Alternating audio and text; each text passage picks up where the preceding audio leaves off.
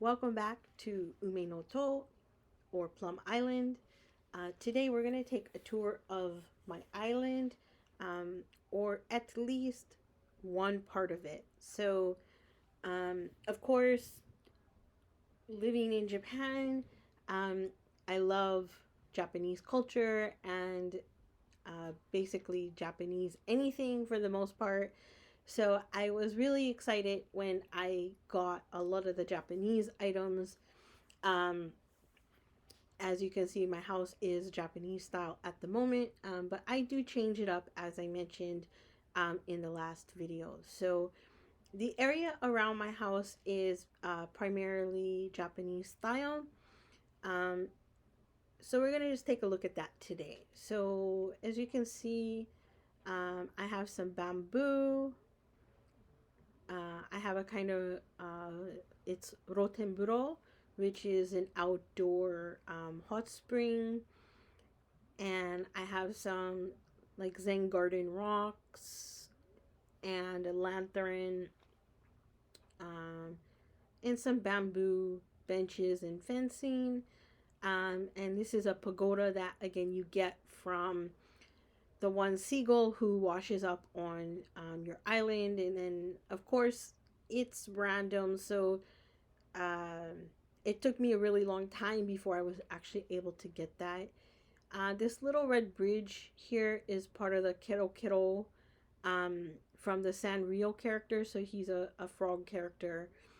So if you have any of the Sanrio amiibo cards, you can call him to your campsite, and then his items will be available to you through the Tanuki shopping. So yeah, let's just go have a look around. So starting out, we have some Japanese pine here. Um, and talking about my design again, so it's this little app that you get in your smartphone once you reach a certain point in the game.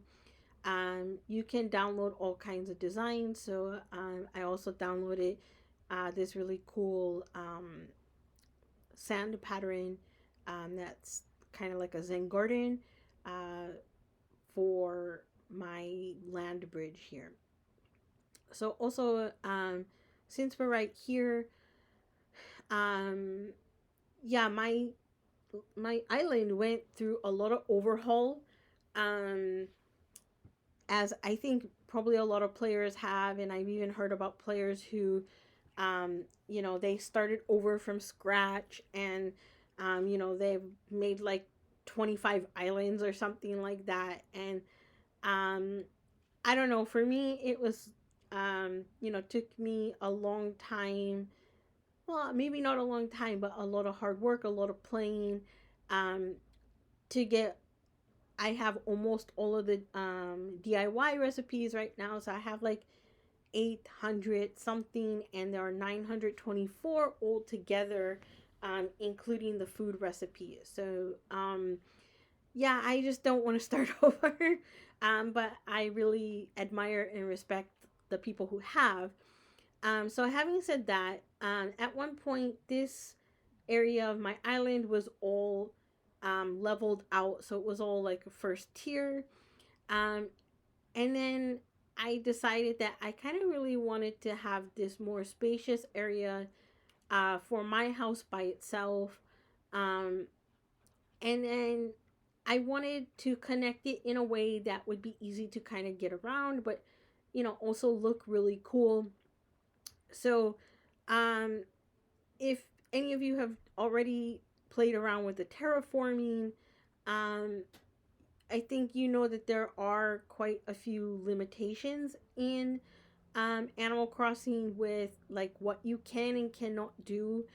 And one of those things is like it's possible to cheat the system, but it's really hard to make this kind of land bridge. So um, this is kind of like um, visually looks like a land bridge, but it actually isn't. So there isn't water flowing under it. It's like kind of a way to get around it. So it's kind of like a hack.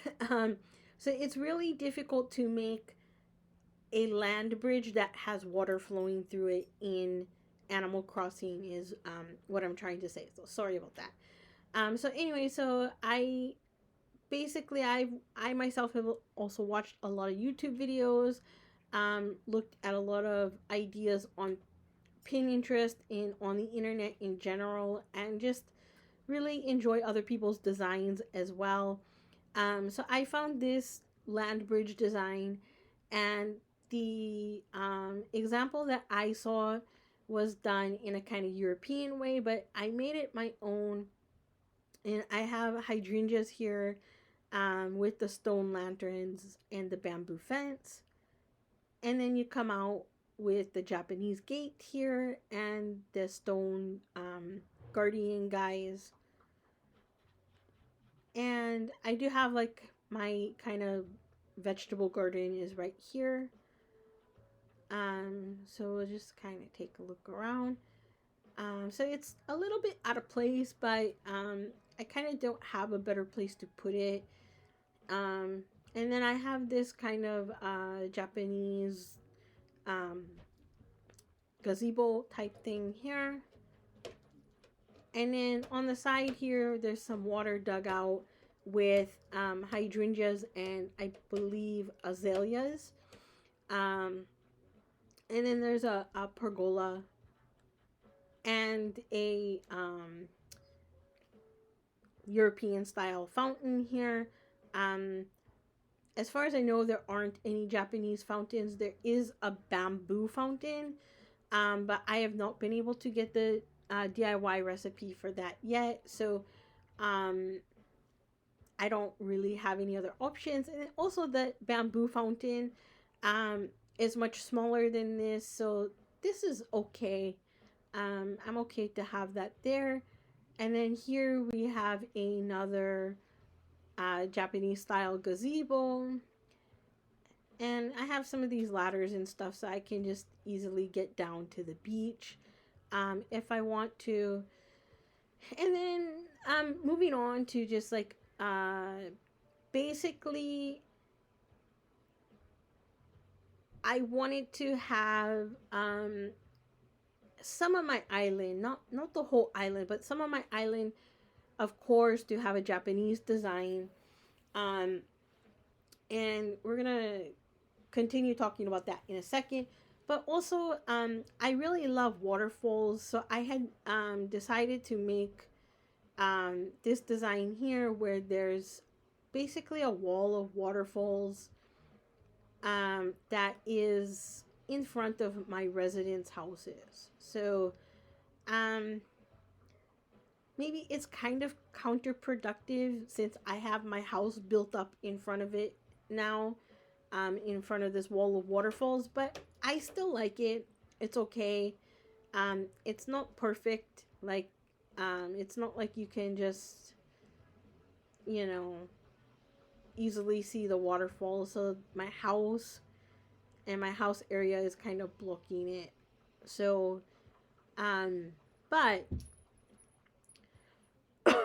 sorry. So just kind of moving on here. So this is the design, the land bridge design. And I have some more bamboo trees here, another pergola. So it's, symmetrical on both sides. And then, moving up here. So I designed this area specifically for, cherry blossom season. So with cherry blossom season in mind, that would be the better way to put it. So they also have like a kind of some bamboo lining the walkway and the bamboo benches and garden lights. And we also have some trees here which of course are blooming sakura or cherry blossoms right now. And pretty much almost all of my residents have a Japanese style house, so I did carry that theme through. So I wanted to have my like residents houses themes or villagers houses themes to be Japanese, and they also have a wisteria pergola here. And then of course my own house as well. Like I said, I change the exterior a couple times a year, pretty much kind of seasonally, basically. So yeah, I kind of just wanted to have this Japanese atmosphere over here, kind of around my house, and also for my residents. So that is like this area here. So yeah, that's kind of where we're at right now. So we'll pick up in the next video about my other residents and the other parts of the island. Thanks so much for watching, and see you soon.